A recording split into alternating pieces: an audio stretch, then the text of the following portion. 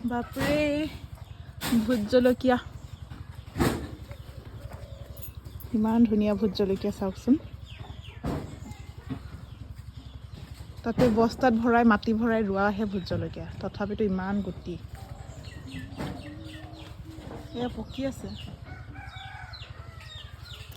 যিসকলৰ ঘৰৰ কাষত মাটিৰ অভাৱ আছে, মানে বাৰীৰ মাটি কৰিবলৈ অভাৱ হয়, সেইসকলে এনেকৈ বস্তাত মাটি ভৰাই এনেকুৱা ধৰণৰ পাচলি বা জলকীয়া ৰুই ল'ব পাৰিব দেই। এনেকৈ ৰুই ল'ব লাগে, তেতিয়া ধুনীয়াকৈ এনেকৈ গুটি দি থাকিব।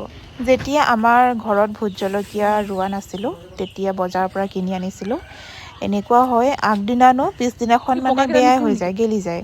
মানে বহুত বেছি ৰাসায়নিক সাৰ প্ৰয়োগ কৰে চাগে, আৰু সেইবাবে ভাবিলোঁ ঘৰতে এনেকৈ ৰুই থওঁ, খাবও পৰা হ'ব।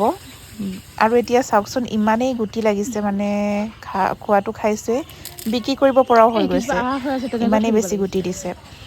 আমিতো অকল গোবৰ সাৰে দিয়া আছে ইয়াতে, গোবৰ সাৰ দিছে মায়ে, বস্তাত ভৰাই যিহেতু ৰোৱা হৈছে, সেইকাৰণে গোবৰ সাৰে দিয়া হৈছে।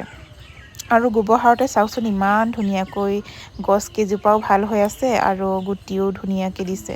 এতিয়া মই খাবৰ কাৰণে এটা ছিঙিব আহিছিলোঁ, দেখিলোঁ মায়ে ছিঙি আছে, মানে খুৰা এজনে নিম বুলি কৈছে চাগে, তো সেইকাৰণে মায়ে ছিঙি দিছে। দেখিবলৈ খুব সুন্দৰ লাগিছে গছ কেইজোপা, আপোনালোককো ভাবিলোঁ দেখাই দিওঁ।